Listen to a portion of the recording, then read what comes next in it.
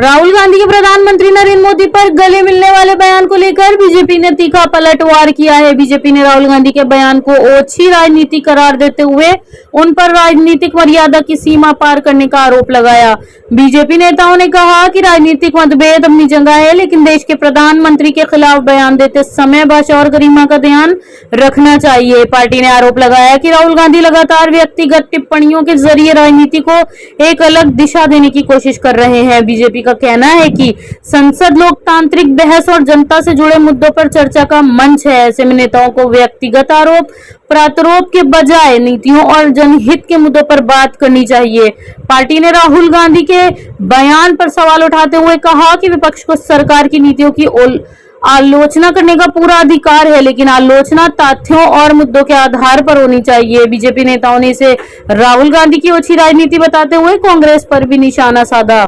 इस बयान के बाद बीजेपी और कांग्रेस के बीच जुबानी तंज और तेज हो गई है। राजनीतिक गलियारों में से लेकर दोनों दलों के नेताओं की ओर से लगातार प्रतिक्रियाएं सामने आ रही हैं।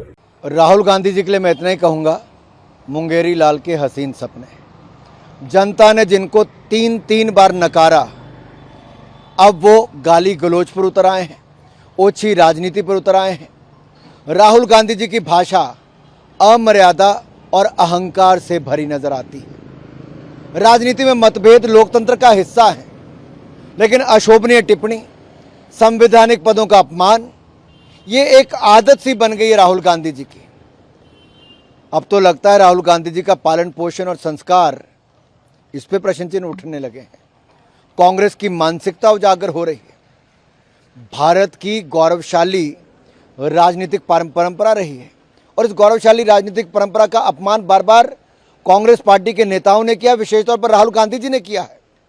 आप कल्पना कीजिए, एक महिला विदेशी राष्ट्रीय अध्यक्ष पर अभद्र, अमर्यादित और ओछी टिप्पणी करना, ये राहुल गांधी जी और कांग्रेस की मानसिकता दिखाती है।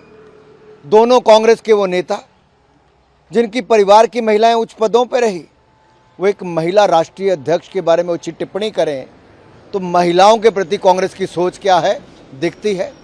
महिला आरक्षण का कांग्रेस विरोध क्यों करती है ये दिखता है, और जानबूझ के डिलिमिटेशन बिल क्यों नहीं पास होने देती ताकि महिलाओं को 33% आरक्षण, ये दिखता है। लेकिन अब विदेशी महिला राष्ट्रीय अध्यक्ष पर अभद्र टिप्पणी करना, अमर्यादित टिप्पणी करना, ये इनके चरित्र को दिखाता है, इनके पालन पोषण को, इनके संस्कारों को दिखाता है। नेता प्रतिपक्ष राहुल गांधी जी सदन में और सड़क में दोनों में पूरी तरह से विफल रहे। ना युवाओं ने उनको घास डाली, ना सदन में उन्होंने चर्चा होने दी। जब चर्चा हुई तो चर्चा में भी दो शब्द पेपर लीक पर नहीं बोल पाए, कोई सुझाव नहीं दे पाए कि इसमें क्या बदलाव करना चाहिए।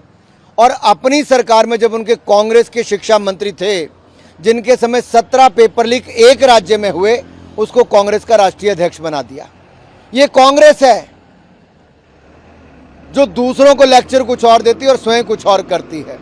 लेकिन जो शब्द का प्रयोग, अमर्यादित भाषा और ओछी टिप्पणियां देश के प्रधानमंत्री और गृह मंत्री के खिलाफ की गई, ये राहुल गांधी की हताशा और निराशा को दिखाता है कि वो सत्ता से बाहर वो ऐसे दिखते हैं जैसे बिन पानी मछली तड़पती है, वैसे राहुल गांधी और कांग्रेस पार्टी तड़प रही है।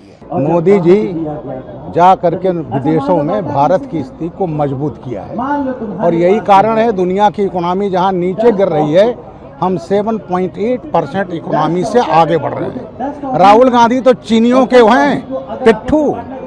ये चीन जाता है, चीनियों से बात करता है और चीनियों के इशारे पर ग्रेट अंडमान के डेवलपमेंट का विरोध करता है। ये आदमी जो जंतर मंतर पर हुआ है, जो चीनियों ने किया था, लाठी में कील लगाकर हमारे जवानों पर हमला, उसको यहाँ कहता है कि यहाँ पुलिस ने डंडे पर कील लगा करके लाठीचार्ज किया। झूठा नैरेटिव। ये आदमी बिल्कुल इसकी बात पर कोई देश विश्वास नहीं करता, इसको गंभीरता से नहीं लेता। अरे जो जब राष्ट्रगान बज रहा हो और उस समय चहलकदमी करे, और उस आदमी पर हम विश्वास करेंगे जो हमारे राष्ट्रगीत का, राष्ट्रगान का अपमान करता है और ये बात करता है मोदी जी को जो